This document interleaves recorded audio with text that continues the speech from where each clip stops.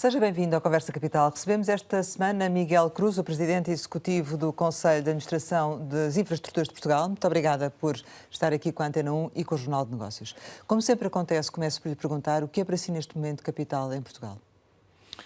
Para mim, capital é poder dotar o país de uma infraestrutura ferroviária que, de facto, tenha uma implicação transformacional sobre a mobilidade, tenha consequências significativas em matéria dos objetivos de sustentabilidade que nós temos e que seja sustentada sempre uma análise custo-benefício. Mas para mim também é capital poder fechar uma rede rodoviária que tem que ser completa, avançar na manutenção dessa rede rodoviária de uma forma que permita entregar qualidade e conseguir assegurar que essa rede rodoviária é adaptada àquilo que nós vamos enfrentando em matéria de alterações climáticas. E, finalmente, não posso deixar de acrescentar isto, para mim também é capital que, de facto, exista, nestes investimentos que nós temos que fazer, exista previsibilidade e exista estabilidade. Duas palavras fundamentais neste momento político e económico que atravessamos, e gostava de saber até em que medida é que este impasse político com o Governo de Gestão tem tido ou não, tem comprometido ou não a atividade de infraestruturas de Portugal? Não, nós temos um conjunto de investimentos em que estamos focados. Obviamente que estamos a cumprir um plano estratégico que foi delineado. Penso que existe um consenso relativamente grande sobre aquilo que é a importância das infraestruturas em que temos estado a investir. Obviamente, não esconderei, não temos sentido muito isso ainda, mas não esconderei que, obviamente, em momentos destes de transição, há sempre, para pequenas decisões do dia-a-dia, há sempre alguns atrasos, algumas consequências, mas nada que neste momento para nós seja visível. Mas houve acordo do PST para conseguirem lançar o concurso de alta velocidade, não é? Sem isso, que esteve ali um bocadinho tremido, não tinham conseguido lançar o concurso em janeiro. O tema da alta velocidade foi um tema sobre o qual foi e era importante, penso eu, existir esse consenso e foi assegurado na Assembleia da República esse consenso, quer no que diz respeito ao lançamento do concurso, quer genericamente, assim interpreto eu, quanto à importância da linha de alta velocidade na ligação Lisboa-Porto e depois, enfim, Porto e Porto-Vigo. E, obviamente, essa é uma das condições que eu mencionava há pouco quanto à estabilidade, que para nós é importante. Portanto, isso dá outro conforto também enquanto gestor daquilo que tem para fazer. E do ponto de vista económico, porque sabemos também que há aqui problemas ao nível das taxas de juros, da escassez de matérias-primas, de mão de obra. Isso também tem tido implicações ou não? Tem tido implicações muito significativas. O ano de 2022, o primeiro semestre de 2023, foram particularmente visíveis no que diz respeito ao aumento de preços, de materiais. Nós costumamos dizer que nós utilizamos as duas tipologias de materiais que, de facto, são mais complicadas do ponto de vista de preço e que tiveram maior impacto. Um tem a ver com o material bituminoso que utilizamos nas estradas e, portanto, que são derivados do petróleo e que tiveram um impacto muito significativo em termos de preço, e o outro que tem a ver com o aço que nós utilizamos quer na rodovia, quer na ferrovia. E os preços, de facto, tiveram um aumento muito significativo e isso teve uma implicação em termos de custos. A mesma coisa aconteceu, aliás, com algumas prestações de serviço, mas mais importante do que o aumento de preço e também o aumento de preços dos combustíveis, que para a nossa atividade também, como compreenderão, é extremamente relevante, mais do que o aumento de preço de combustível, eu acho que o problema principal que nós acabamos por sentir foi o da disponibilidade de determinado tipo de materiais, o da disponibilidade de determinado tipo de equipamentos. Isso não tem única e exclusivamente a ver com o período que temos estado a atravessar, tem também muito a ver com aquilo que foi a grande expansão que tem existido em termos do investimento que temos vindo a realizar e a pressão que colocamos no mercado e um a pouco consciência ainda da pandemia, que não se consegue chegar a tudo. Que, não é? E essa situação no Mar Vermelho tem, de alguma maneira, também atrasado algumas entregas de materiais?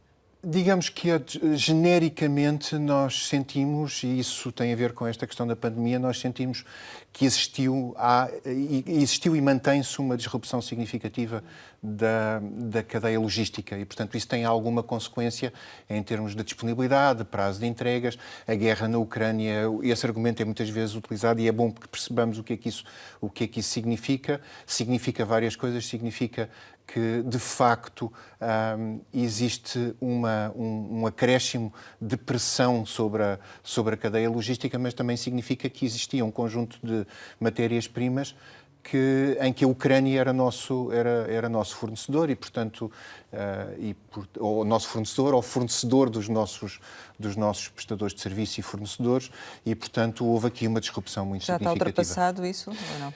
Não, ultrapassado não está. Mas não há dúvida nenhuma que nós temos vindo a assistir, a partir do segundo semestre de 2023, começámos a assistir a alguma redução da pressão em termos de preços, quer de materiais, quer nas prestações de serviços. As questões das disponibilidades, prazos de entrega, continuam a ser muito preocupantes e, portanto, temos que planear e gerir em função disso. Teremos ainda a oportunidade de falar, se calhar, um pouco mais sobre a questão das contas e das implicações também nos resultados da própria empresa, mas queríamos agora questionar-lhe sobre alguns aspectos mais concretos. E um desses aspectos é o TGV, a linha de alta velocidade, aliás, Porto-Lisboa. O custo estimado em relação a 22, quando foi apresentado, já tinha aumentado em 20%. Continua a aumentar ou, pelo contrário? Então, portanto, aqueles que foram os valores declarados agora, quando o lançamento desta primeira fase, e, portanto, correspondendo a esta primeira fase, já são valores que foram calculados precisamente com uma atualização e uma expectativa de evolução dos preços e dos custos e, portanto, digamos que já temos incorporado naquilo que são as nossas previsões, já temos incorporados para esta primeira e depois para a segunda fase, já temos incorporado esse tipo de preocupações. Naturalmente que depois a seguir nós sabemos sempre que em execução, por vezes, temos algumas surpresas e essas surpresas têm alguma consequência em trabalhos adicionais que têm que ser realizados e, portanto, têm algum impacto em termos de custo. Mas também é bom termos a noção de que aquilo que nós temos de estimativa tem muito a ver com, e isso não tem só a ver agora com a linha de alta velocidade, tem a ver com as empreitadas todas que vamos lançando. Vai existindo agora sim o diferencial entre aquilo que nós estabelecemos como preço, digamos, de referência e depois aquilo que é o preço que efetivamente é adjudicado. Quer concretizar para percebermos melhor? Não, quer dizer, o valor das surpresas, nós lançamos ainda há poucos dias estávamos aqui a fazer uma estimativa sobre um conjunto de projetos rodoviários que estão incluídos no PRR e em relação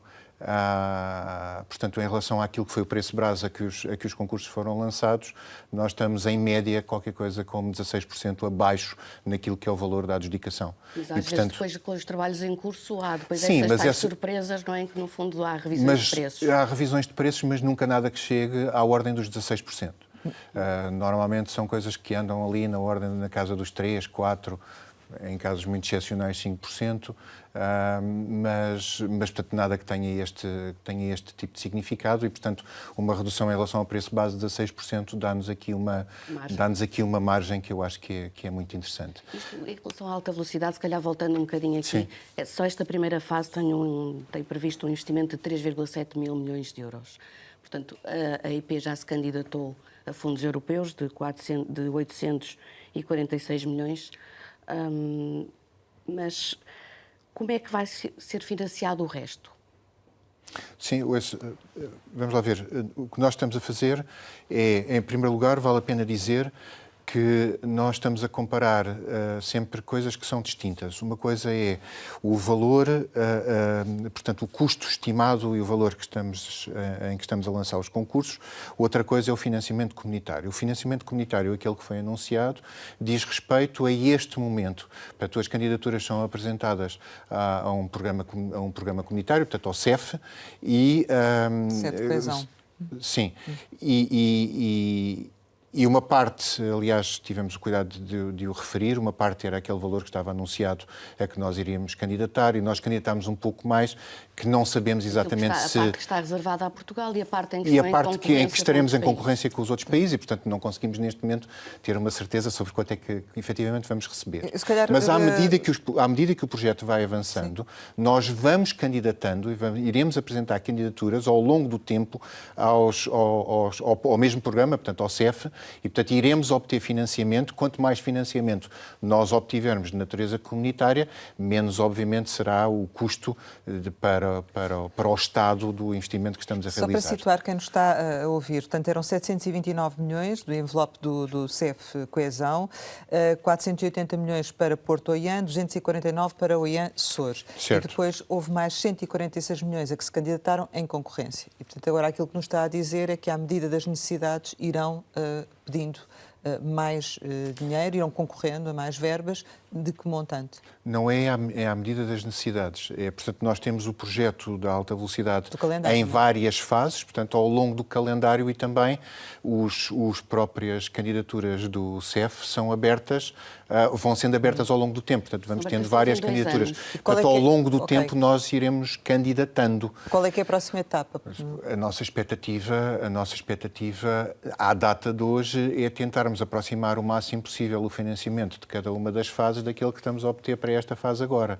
Mas, novamente, teremos que ver sempre o que é que são as candidaturas, portanto, o que é que são as fases, e teremos que ver o que é que são os projetos dos outros países e, portanto, o que é que em termos concorrenciais conseguimos ou não conseguimos obter financiamento. Mas esta mensagem eu acho que é importante, porque isto significa que necessariamente, não podemos estar a dizer aqui que vamos ter um financiamento X, mas necessariamente o financiamento que nós vamos ter para a linha de alta velocidade Porto-Lisboa é, obviamente, maior do que aquele que neste momento foi anunciado, porque, obviamente, nós obteremos mais fundos comunitários.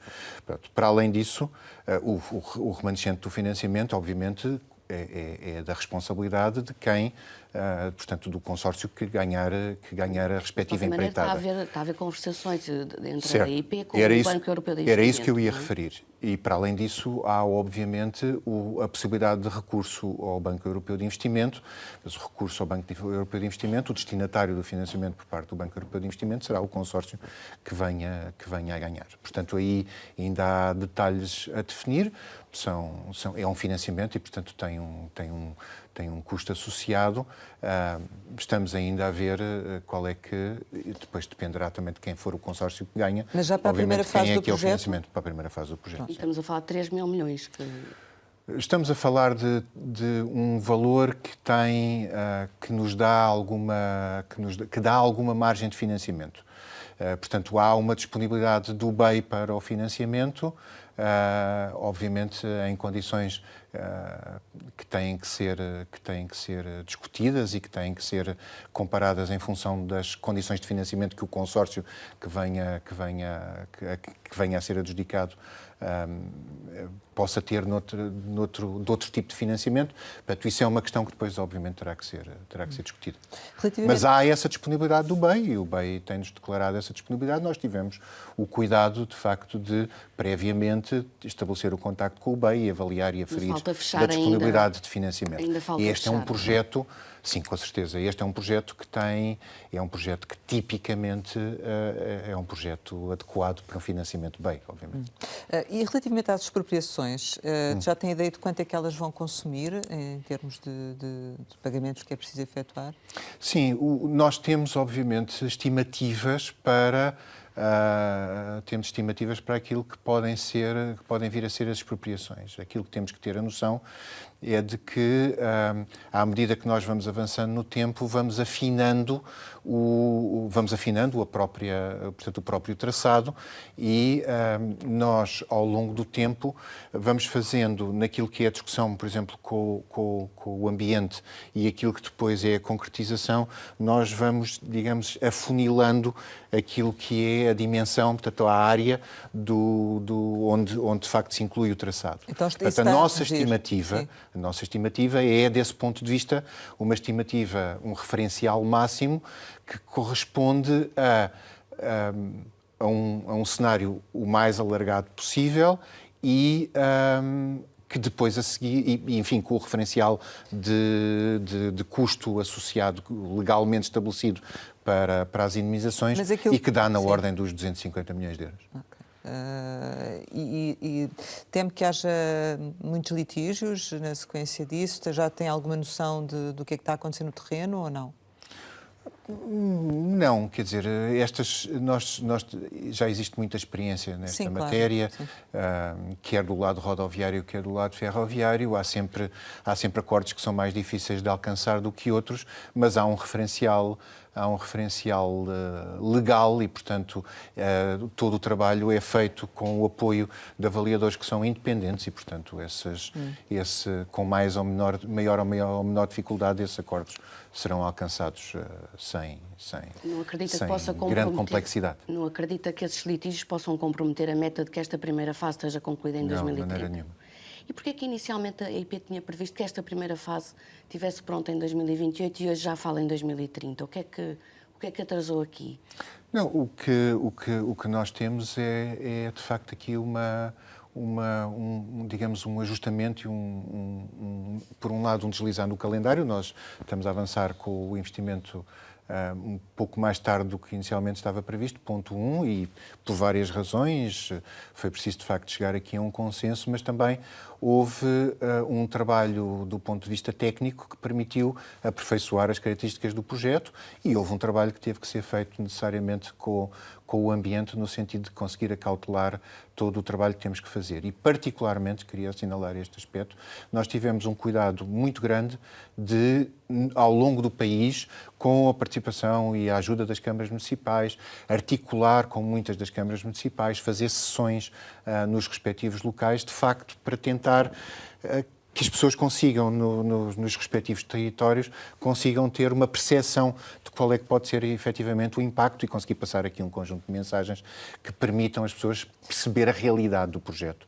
E estas coisas demoraram, obviamente, tempo. Claro. Os impactos económicos também a nível local e os impactos sociais acabam por ser relevantes na compreensão da passagem do traçado da linha, não é? Necessariamente, e é preciso, de facto, que nos diversos locais, em cada um dos municípios, de facto se possa fazer aqui algum trabalho para que as pessoas possam estar, eu vou utilizar uma expressão, possam estar minimamente sossegadas sobre aquilo que vai acontecer e, novamente, possam ter alguma previsibilidade sobre aquilo que os espera, quer em termos temporais, quer em termos do próprio traçado. Havia um número que tinha a ver com a análise do custo-benefício que o Governo entregou em Bruxelas, que mostrava que a linha de alta velocidade entre Lisboa e o Porto teria um déficit de financiamento de 4,1 mil milhões. Quem é que vai pagar este valor? Serão os contribuintes? Vamos lá ver. Mesmo assim? Não tenho a certeza que sejam 4 mil milhões e 4 mil milhões de euros é um valor que corresponderia à totalidade das linhas, portanto, incluindo depois a ligação a Vigo, mas, de qualquer das maneiras, em ponto 1, os cálculos que nós fazemos são sempre o pior cenário, aliás, como mencionei também para a questão das expropriações, e em qualquer circunstância, como nós sabemos, a generalidade das infraestruturas, o investimento em qualquer infraestrutura é por natureza deficitário, sempre. Outra coisa depois a seguir é a camada que tem a ver com a operação das infraestruturas, e só a operação das infraestruturas é que depois, de facto, pode ajudar, digamos, à rentabilização deste tipo de investimento. E é preciso não esquecer que nós estamos a falar de décadas, não é? Nós estamos a falar de um horizonte temporal, era isso que eu ia referir, estamos a falar de um horizonte temporal de pelo menos 30 anos para este efeito. Mas pode garantir que sabe que em Portugal fala-se muito das derrapagens, não é? E na verdade, pode até existir justificações para isso. Acabámos há pouco de falar do custo das matérias-primas, por exemplo. Portanto, enquanto responsável da infraestrutura de Portugal, pode garantir que, no fundo, está a fazer tudo o possível para evitar essas derrapagens, que vocês estão sempre vigilantes e atentos? Há essa garantia? Dois tipos de derrapagens, não sei a qual deles é que se refere. As derrapagens temporais, por um lado, e as derrapagens em termos de valor. E agora está-me a falar mais em termos de valor, mas as em temporais termos de também são valor, relevantes, em termos de como é valor, óbvio. como eu tive a oportunidade de referir, nós temos aqui, de facto, fatores a favor de alguns acréscimos de valor, especialmente quando temos empreitadas, portanto, obras que têm uma dimensão muito significativa, e temos alguns efeitos a favor de uma redução do valor. E, portanto, obviamente que, especialmente tendo em atenção que aqui o que está em causa são empreitadas em concessão-construção, nós estamos convencidos e fazemos esse esforço no sentido de garantir que, de facto, não há aqui desvios financeiros que sejam significativos. Primeiro aspecto, em relação às derrapagens temporais, chamar a atenção para que, novamente, este é um exercício que estamos a lançar em concessão-construção. As consequências temporais de desvios têm consequências sobre o próprio consórcio que vier a ganhar e, portanto, há penalizações para os atrasos associados e já agora vale a pena dizê-lo, até porque essa é uma questão que muitas vezes é colocada.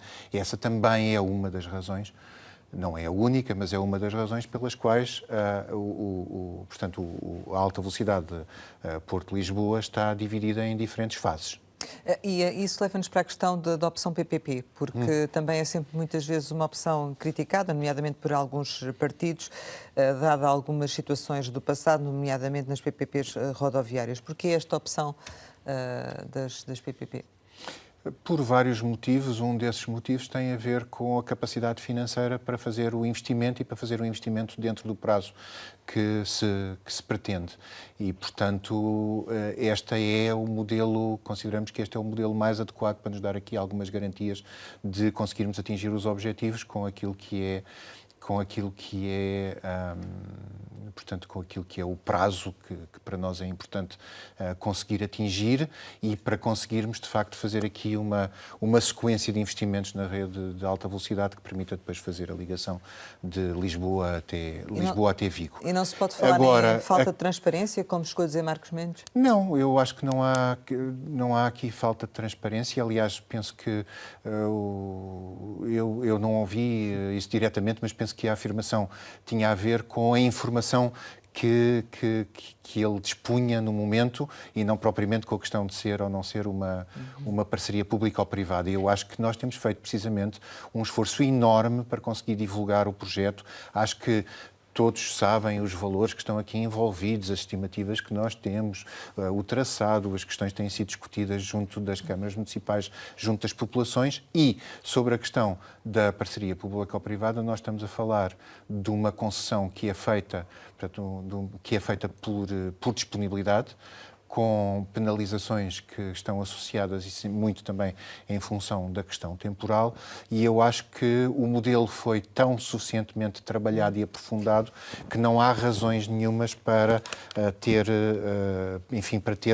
uma preocupação sobre o impacto ou a opção pela PPP. E serão 3 ou 4? Nós estamos a falar de o troço que vai de Porto até Sor, são 2 PPPs, uma terceira PPP para o Sor carregado e depois a seguir, como nós temos dito, a ligação do carregado, portanto a entrada do carregado para Lisboa, com os investimentos que estamos a fazer ou que estamos a preparar em termos de quadriplicação da linha, por um lado, e por outro lado, com aquilo que é, nesse troço, a capacidade existente. Neste momento, a questão da quarta PPP não se coloca ainda. Okay. Isto em relação à linha de Lisboa até à Galiza, portanto, as previsões é que possa custar entre 7 a 8 mil milhões de euros, mas acredita que, através das propostas dos concorrentes, este valor possa descer? Digamos que, bom, em primeiro lugar, já agora esclarecer que essa estimativa que eu já ouvi inclui não apenas a ligação à Galiza, mas inclui também tudo completo, incluindo a entrada em Lisboa. Portanto, ou seja, aquilo que agora chamamos a terceira fase. Pronto, depois se é PPP ou não esse investimento, depois veremos mais para a frente. De qualquer das maneiras, isso inclui de facto tudo E a resposta é sim. Nós, neste momento, eu, aliás, várias vezes disse isto, eu, neste momento, a única coisa com a qual estou confortável em comprometer-me é com os valores associados à primeira fase. Vamos ver como é que são agora as propostas da primeira fase e depois avaliaremos as coisas mais para a frente. E não convém não esquecer que a primeira fase é aquela que, embora seja um troço até relativamente, aparentemente curto, é do investimento mais complexo. E o complexo tem consequências sobre a percepção face ao investimento que é preciso fazer pela sua complexidade, a percepção do valor. Por incluir uma ponte, túneis, etc. Não é? Porque, de facto, tem complexidade com várias obras de arte e, portanto, isso exige, do ponto até de vista das estimativas de custo, e exige digamos, um intervalo que depois a seguir não é totalmente replicável para as outras fases. Vocês lançaram no dia 12 de janeiro o primeiro concurso para o projeto de alta velocidade, trouxe Porto-Oiã. Já há manifestações de interesse? Como é que está a decorrer? Não? Manifestações de interesse no sentido de... Mesmo antes da data poderia já haver, não é? Sim, até porque nós tivemos o cuidado de algumas peças técnicas, portanto, sem perturbar de alguma forma qualquer tipo de transparência ou de concorrência, nós tivemos o cuidado de publicar algumas peças técnicas que permitiram aos vários consórcios ir, portanto, tomando conhecimento com aquilo que os esperava. E sim, tivemos vários pedidos de reunião e todos os pedidos de reuniões que nos foram feitos nós acedemos. E, portanto, nós sabemos que há muito interesse. E levantamento de caderno de encargos? E levantamento de caderno de encargos, o levantamento do caderno de encargos não é feito pelos consórcios, é feito por pessoas. Portanto, isso não nos permite a nós ter uma correspondência entre quantos consórcios... Mas sabemos que, de facto, há muito interesse e, portanto, temos uma boa expectativa sobre que este será, de facto, um concurso concorrencial. Apesar das restrições também que vocês colocaram e das exigências que põem, nomeadamente a questão do preço de se ter 70% da adjudicação, isso não afasta? Não, pelo contrário, em primeiro lugar, dificilmente poderíamos fazer de uma maneira diferente, mas acho que isso ajuda a dar aqui um bom equilíbrio entre aquilo que são as características técnicas e aquilo que é o preço. Não, pelo contrário, eu acho que o projeto é exigente, aquilo que poderia afastar eventualmente consórcios era se nós estivéssemos a fazer, voltamos até à mesma questão de há pouco, se nós estivéssemos a juntar várias das fases e criávamos aqui de facto um investimento de uma dimensão tão grande que aí sim, aí era difícil termos um conjunto de consórcios muito alargado. Mas já disse esperar meia dúzia de potenciais concorrentes a esta primeira fase. Isto não estamos só a falar agora, apesar das grandes obras ultimamente serem disputadas entre empresas portuguesas e espanholas, podemos aqui estar a falar de outras nacionalidades, de franceses, italianos. Tem havido esses contactos também de construtoras mais longe de nós neste projeto? Novamente, volto a dizer, nós não podemos saber quantos é que são os consórcios, porque depende se eles vêm mais ou menos agregados. Se as empresas vêm mais ou menos agregadas, mas sim tem havido interesse de empresas de outras origens. Se depois estarão presentes nos consórcios, se haverá consórcios que mistura empresas de diferentes nacionalidades, tudo indica que sim, veremos. Mas desses contactos que têm havido com a IP, é possível ter uma ideia dessas origens? Não, eu sobre isso e criar algum tipo de expectativa sobre quem pode vir ou não, isso eu não faço. Mas há outras origens europeias, obviamente. Temos que avançar para outros temas, mas ainda relativamente a esta matéria, queríamos só perguntar-lhe relativamente ao lançamento do segundo concurso Oiã Açores, já a data? Sim, aquilo que nós, aliás, anunciámos foi que esperávamos, quando concluísse, portanto, a apresentação de propostas, portanto, no final do primeiro semestre de 2024, o que nós não queremos é sobrepor. Portanto, não queremos ter os consórcios a trabalhar na apresentação de uma proposta e a trabalhar na apresentação de outra proposta. Portanto, abriremos o outro concurso, a nossa expectativa é inícios do segundo semestre, precisamente para concluir abre o outro. E além da linha entre Porto e Vigo, a IP já está a trabalhar noutras ligações à Espanha. Isto é, quer no Lisboa-Madrid, quer até em projetos que chegaram a ser pensados para ser estudados, como a ligação de Faro a Huelva ou da Aveiro a Salamanca. Neste momento, tem que se ter algum cuidado também com com o que se diz na questão de Lisboa-Madrid, porque a discussão de Lisboa-Madrid tem muito a ver com uma ligação direta de alta velocidade, com características muito específicas. Mas, de facto, nós temos um investimento muito significativo, um investimento muito importante, e que, aliás, se tem dito, é o primeiro investimento de linha nova em alta velocidade, porque de facto ela permite os 250 km/h, que é o chamado Corredor Internacional Sul. Não chega a Lisboa, não é? Sim, mas quer dizer, novamente, neste momento, quando este investimento estiver concluído e com o investimento dos nossos colegas espanhóis, nós conseguimos criar ali as condições para fazer uma ligação Lisboa-Madrid, se quisermos, com uma duração, aquilo que as estimativas têm sido apresentadas na ordem das 5 horas e meia. Não é a ligação que nós queremos de Lisboa a Madrid, isso é uma outra discussão. E eu tenho dito sobre isso que temos que ter aqui, de facto, muito cuidado. Isto não é uma desvalorização da importância que Lisboa-Madrid, que uma ligação em alta velocidade Lisboa-Madrid possa ter, é o reconhecimento de que a ligação Lisboa-Porto, até pela implicação transformacional, quer em termos de mobilidade, quer em termos de coesão territorial, pode ter, essa é prioritária. E é um reconhecimento de que, por razões financeiras, mas também por razões de capacidade de mercado, nós não conseguimos fazer tudo ao mesmo tempo e, portanto, essa ligação de alta velocidade equacionaremos mais tarde. Mas essa ligação do Corredor Internacional Sul é uma ligação importante, até para mercadorias, é uma ligação muito importante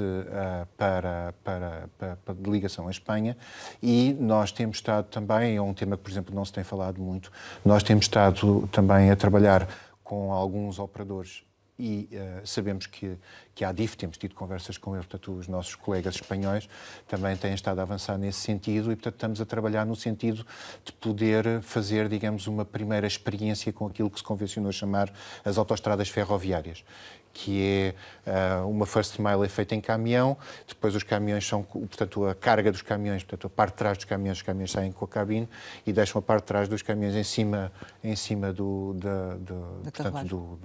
comboio, e o comboio transporta várias dezenas desses caminhões até um ponto, e depois a last mile tem que ser feita novamente. Há aqui um desafio logístico, porque tem que haver distribuição logística no princípio e no fim, mas isto é um exercício muito importante que tem, enfim, algumas consequências, porque os comboios são mais elevados e, portanto, é preciso fazer alguns investimentos de adaptação, tem implicações sobre túneis ou sobre coberturas de estações ou mesmo sobre catenária. Portanto, estamos a fazer esse investimento e esse, novamente, será uma utilização para ligação à Espanha e depois para ligação ao resto da Europa. Mas faz sentido, não fazendo tudo ao mesmo tempo, que a nossa rede de alta velocidade cresça no futuro?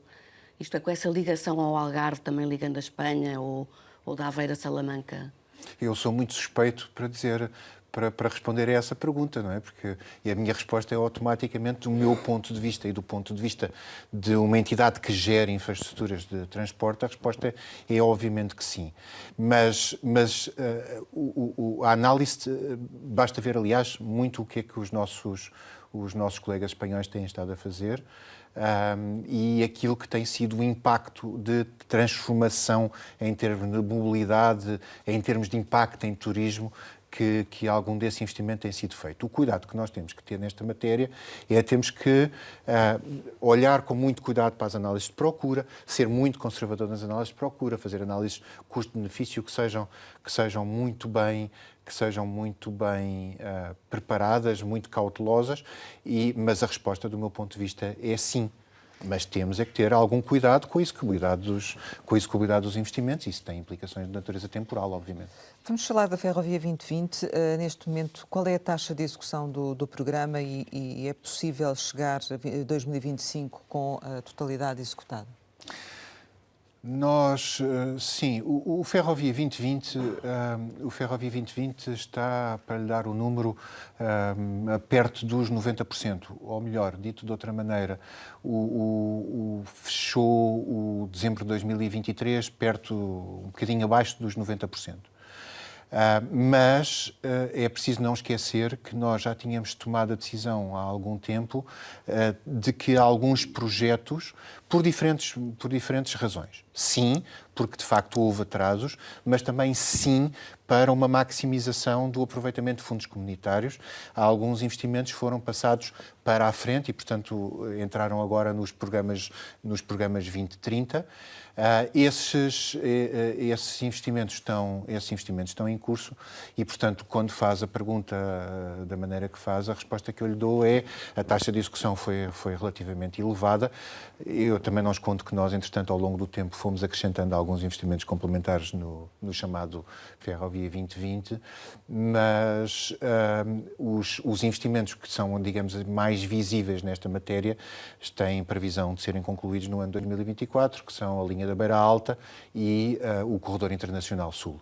O Corredor Internacional Sul, uma das empreitadas, portanto ele está dividido em várias empreitadas, uma das empreitadas está um pouco mais atrasada e, portanto, é muito aí que nós neste momento estamos concentrados e, portanto, uma parte significativa do investimento... Para se perceber, aqui é qual? Uma parte significativa do investimento, está concluído.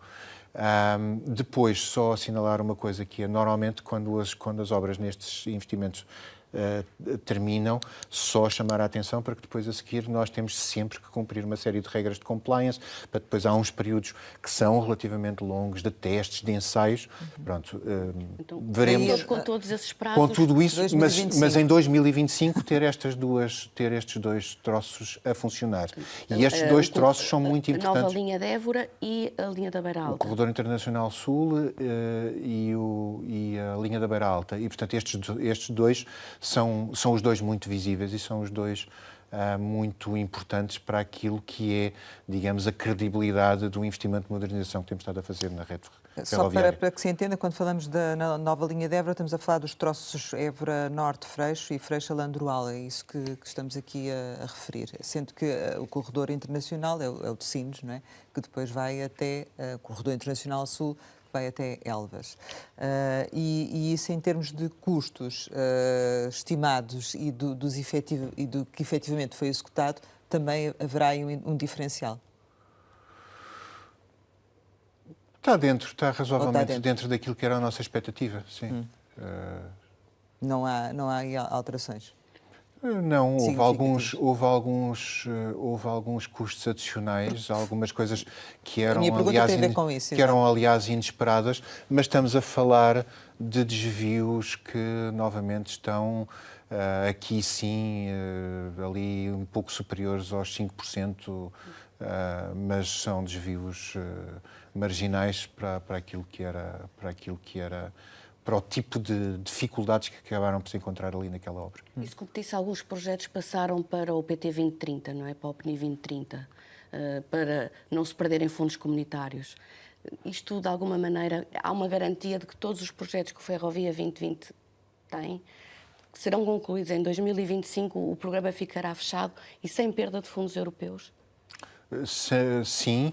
A resposta é sim a ambos, e sem perda de fundos europeus. Aliás, nós fechamos, portanto, o Ferrovia, peço desculpas, o programa 2020, não é? Fechou a 31 de dezembro de 2023 e aquilo que foi o investimento realizado foi, da nossa parte, um aproveitamento, como eu digo, houve aqui, de facto, uma ligeira discrepância, mas perto dos 90%, mas sem qualquer perda de fundos europeus, e é isso que continuaremos a assegurar para o próximo quadro. Aliás, uma preocupação que nós devemos ter sempre aqui é ter um conjunto de projetos que permitam, mesmo que, vamos imaginar, haja uma perturbação num projeto por razão qualquer que seja, que de facto nós tenhamos margem, digamos, de flexibilidade para que outros projetos possam consumir as verbas. Estabilidade Pronto, e é isso que para nós é importante ter em termos de estabilidade, de quais é que são as prioridades, qual é a calendarização dos vários projetos e, portanto, ter os vários projetos em carteira a avançar dentro dos prazos que nós precisamos. E a linha da Beira Alta, quando é que vai reabrir? Porque tinha um prazo que já não foi cumprido, portanto, agora quando é que isso vai acontecer? A linha da Beira Alta, nós esperamos concluir uma parte significativa do investimento no segundo semestre de 2024 no segundo semestre de 2024. Depois, a seguir, teremos ali ainda alguns investimentos para concluir, nomeadamente em termos de comunicações, de telecomunicações, e esperamos ter tudo pronto para o final do ano de 2024. Para ser usada efetivamente. Para ser usado efetivamente. Relativamente ao PRR, as infraestruturas de Portugal, vimos notícias publicadas, é uma das maiores beneficiárias do PRR. Isto dá razão àqueles que criticavam o PRR por servir apenas para criar estradas e fazer obra pública? Não, não, eu acho que não. E eu acho que temos que olhar para isto sobre vários pontos de vista. Em primeiro lugar, já agora, assinalar que nós temos atualmente no PRR são 463 milhões de euros para obras rodoviárias, de facto, e já lá vamos ao detalhe. Para obras rodoviárias são 27 projetos. E depois temos 49 milhões de euros para obras ferroviárias e, portanto, o que está aqui em causa, aliás, é a compatibilização da linha de alta velocidade com a linha do norte. Portanto, tem a ver com digitalização, portanto, tem a ver com a questão da sinalização. Portanto, no que diz respeito à rodovia, os investimentos que estão aqui incluídos, em primeiro lugar, vale a pena dizer que nós somos beneficiários no sentido de que nós somos o gestor destes projetos. É bom recordar que as verbas, nós não ficamos propriamente, nós não somos recebedores propriamente dessas verbas para a gestão ou para a utilização da própria IP. Nós somos recebedores dessas verbas para fazer investimento. E esse investimento é realizado ou em compra de materiais ou em prestações de serviço, portanto, empreitadas, e é realizado por atividade privada. E, portanto, esta verba é passada para a atividade privada. Já agora uma curiosidade, penso que terão essa curiosidade porque mencionou há pouco a questão dos consórcios espanhóis. Nós até, e isto não, é uma constatação, portanto, não é um juízo de valor, nós até agora, de todas as obras que lançámos, e estão praticamente todas as obras que nós lançámos no PRR, só temos empresas portuguesas. Estamos a falar de valores mais reduzidos por projeto, não é? Sim, uma dimensão quer dizer, de uma alta velocidade. Claro que não, mas eu, isso... apesar de tudo, quando tenho um projeto de 50 milhões de euros, já acho que é qualquer coisa muito interessante. E quando tenho um projeto de 8 milhões de euros, já acho que é qualquer coisa muito interessante. Mas isso é necessariamente bom? O quê? O ter só empresas portuguesas? Se é necessariamente bom? Sim. Não, é uma constatação. É só para dizer que, de facto, nós que, em termos concorrenciais, nós, obviamente, não podemos diferenciar. Não podemos diferenciar os prestadores de serviço pela sua origem.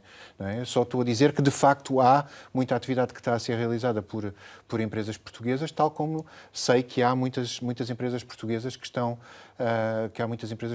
envolvidas no concurso ou que têm a intenção de estar envolvidos no concurso de alta velocidade.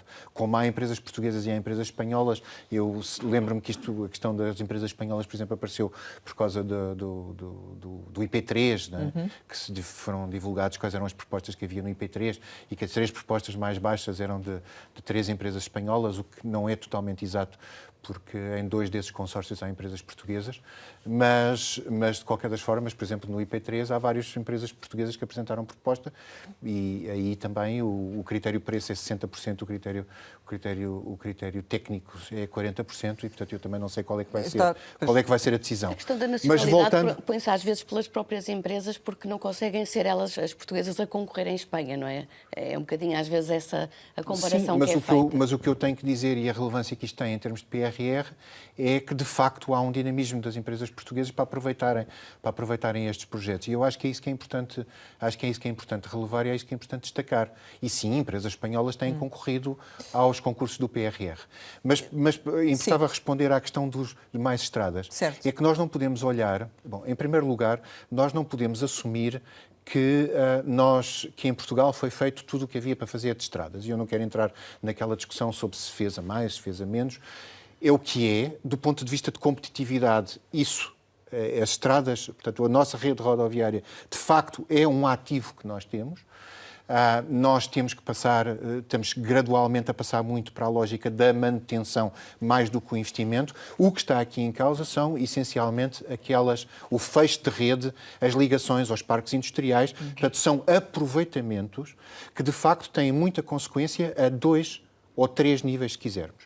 O primeiro nível tem a ver com a competitividade.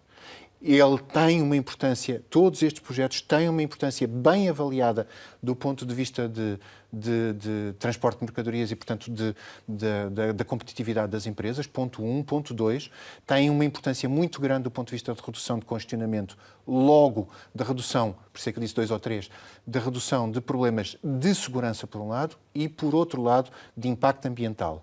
É preciso não esquecer que um dos trabalhos mais profundos e que, aliás, enfim, a qualidade do nosso trabalho nesta matéria tem sido reconhecido, tem tido a ver com, nós sabemos que a Comissão Europeia normalmente não gosta de fazer investimento em estradas, nós temos feito um trabalho muito significativo naquilo que nos é imposto como requisito por parte da Comissão Europeia, que tem a ver com a justificação do no significant harm, ou seja, de que não há, do ponto de vista ambiental, um impacto negativo num conjunto de fatores e que há um impacto positivo, pelo menos, num conjunto mais limitado de fatores. Até do ponto de vista económico e social, relativamente ao todo o país.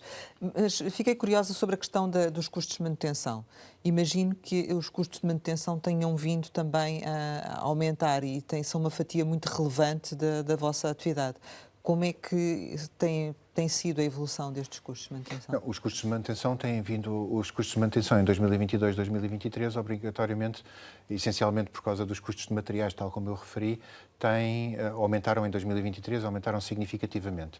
A questão não é tanto essa. Os custos de manutenção, os custos que nós temos com manutenção, quer na rede rodoviária, quer na rede ferroviária, têm necessariamente que aumentar ao longo do tempo. Claro. Porque nós estamos a passar na rede rodoviária, tivemos um ciclo de investimento que foi muito significativo, agora temos que conseguir garantir, quer no que diz respeito à rede rodoviária, quer no que diz respeito à rede ferroviária, quer no que diz respeito às obras de arte, quer estejam de um lado, quer estejam do outro, nós temos que manter a qualidade da rede.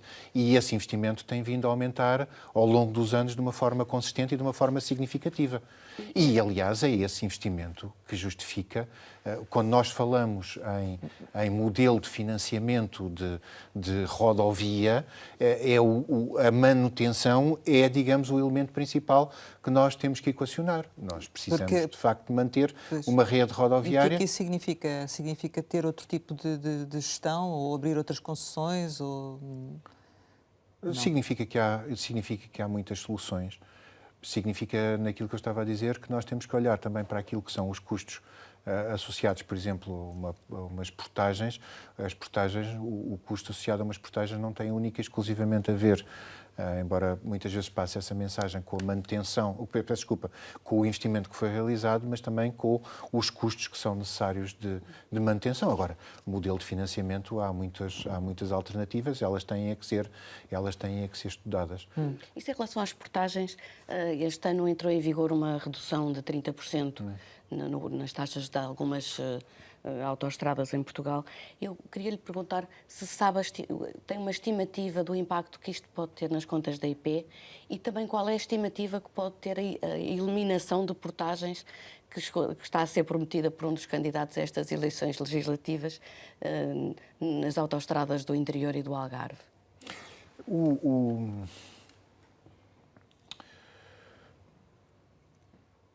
A redução, portanto, a eliminação das portagens no interior é um tema que já é uma discussão que eu, pelo menos, já ouço há muitos anos como uma possibilidade e, portanto, isto para dizer que, do ponto de vista financeiro, ela foi estudada.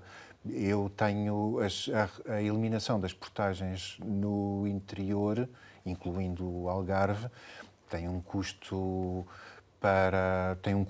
na ordem de 100 milhões de euros, 100 e poucos milhões de euros adicionais. Eu tenho de memória um número que andará na ordem dos 113 milhões de euros, não me falha a memória. Esta coisa de tentar dizer números de cor pode correr mal, mas é essa a ordem de grandezas. É essa a ordem de grandeza da eliminação deste tipo de portagens. E que consequências disso? As consequências disso é obviamente, Se lhe tiram essa receita, não é? o modelo tem receitas e tem custos. Portanto, se estas portagens forem eliminadas, o modelo tem que ser equilibrado de uma outra maneira. E como? Há muitas maneiras de o fazer. Aumentos de capital da IP. Não, os aumentos de capital, sim, aumentos de capital da IP, normalmente os aumentos de capital devem ser dirigidos para a realização de investimento. Mas, obviamente, o pagamento por parte do Estado, e, portanto, isso tem uma consequência em termos de impostos, não é? Portanto, essa naturalmente uma das possibilidades, claro. Isto em breve, daqui a poucos anos, várias concessões vão começar a chegar ao fim do prazo. Sim, a primeira cai em 2028. Que é... Eu lembro-me da Luz ao Ponto que será em 2030, eventualmente há uma... Por acaso, eu creio que a Luz ao Ponto... sim, é capaz de ser 2030, sim. Isto, já há alguma ideia de se a IP vai começar a explorar diretamente estas concessões ou se serão lançadas novas concessões? Não. Nós temos esta matéria estudada e, portanto, temos propostas, há várias alternativas. Agora terá que haver decisão, isso implica decisão naturalmente política. E nós temos que olhar para a rede, por isso é que eu digo que há vários modelos, nós temos que olhar para a rede rodoviária como um todo, exatamente como é que queremos garantir e especialmente como é que queremos assegurar aqui várias composições. Uma tem a ver precisamente com esta questão que estava a ser levantada dos trabalhos de manutenção, mas também temos que ter a noção de que há investimento que tem que ser feito e que nós temos planeado no que diz respeito, por exemplo, à adaptação das infraestruturas, e nomeadamente a rodoviária acaba por ser aquela, como o investimento foi há mais tempo, acaba por ser aquela que tem maiores implicações no que diz respeito à adaptação a alterações climáticas, que têm comportamentos diferentes, aliás, conforme a sua distribuição no país.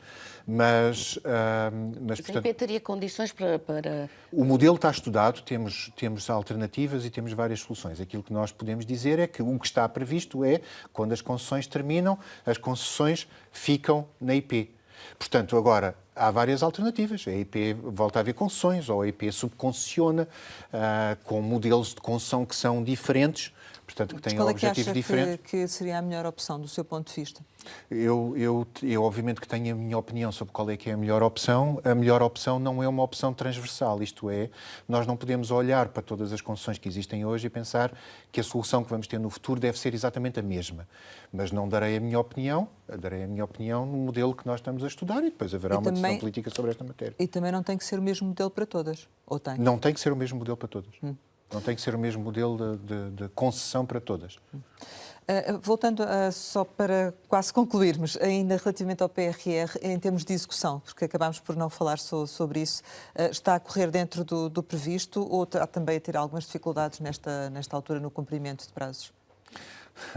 Todos os investimentos de infraestrutura são investimentos sempre, é o que é? São investimentos sempre muito longos. E, portanto, nós tentamos comprimir ao máximo um conjunto de prazos. No caso do PRR, de facto, há aqui algumas condições que foram criadas que nos permitem comprimir alguns prazos, mas, obviamente, quer em termos de custos, pelo efeito da taxa de inflação, do aumento de custos em 2022, 2023.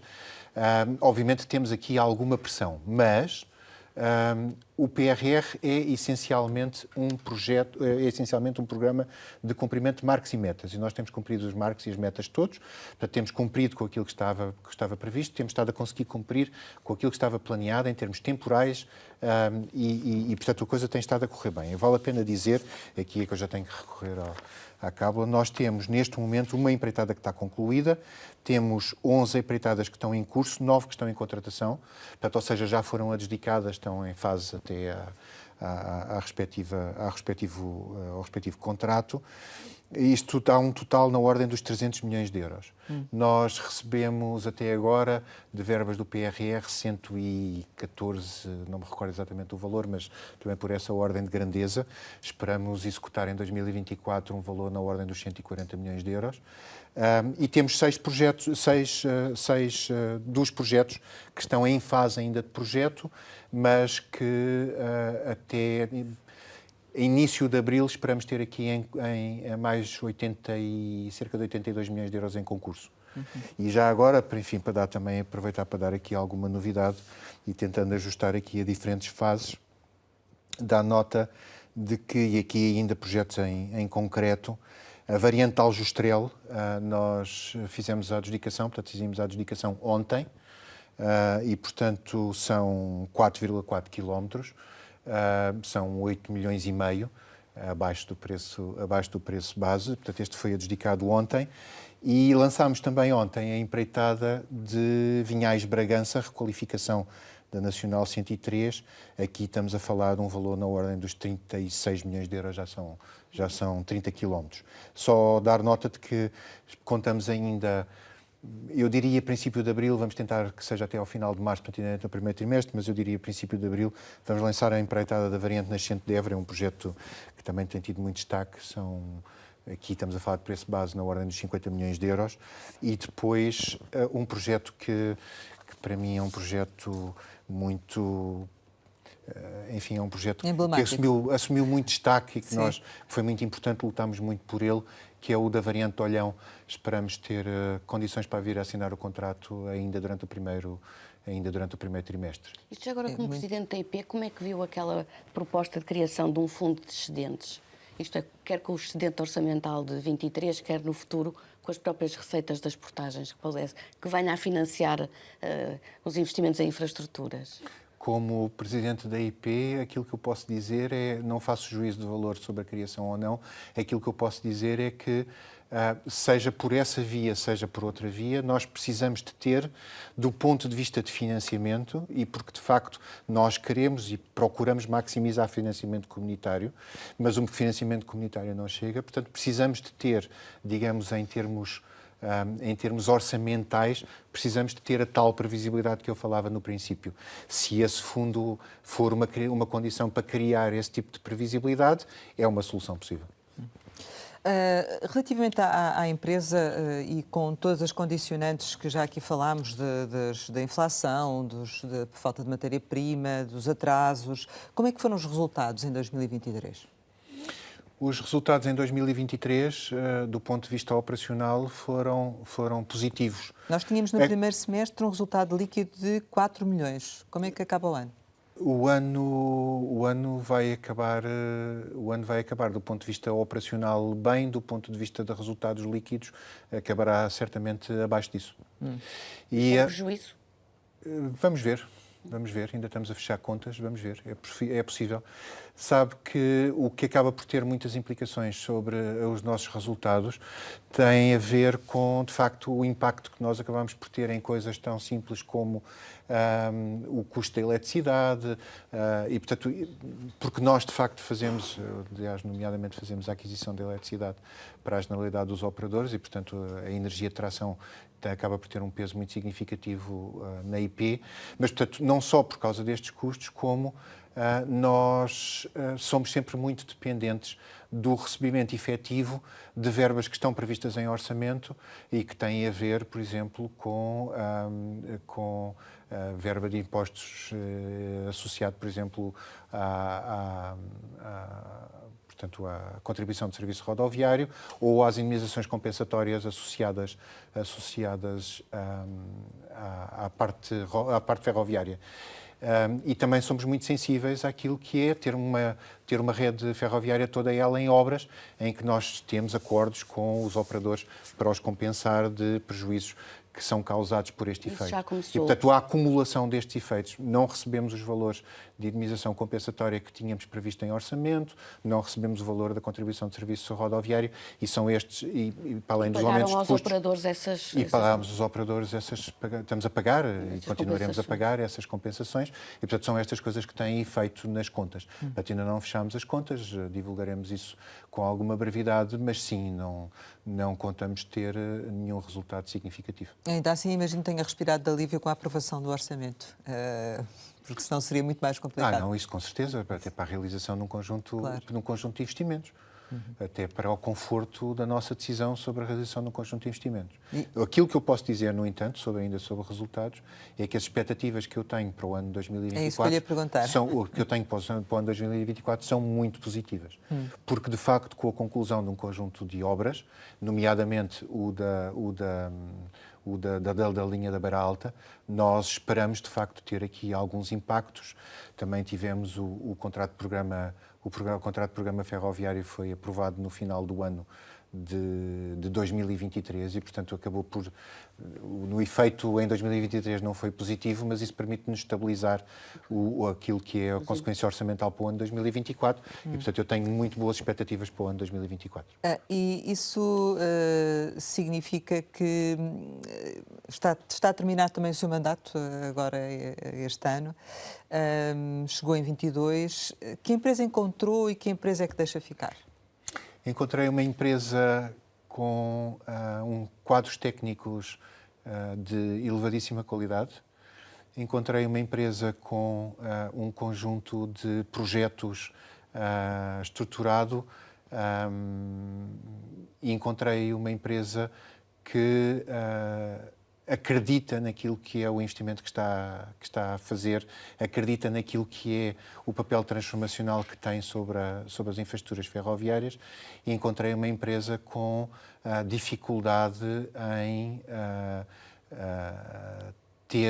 manter os seus quadros ou manter alguns dos seus quadros e, portanto, com algumas dificuldades naquilo que diz respeito ao seu quadro de pessoal.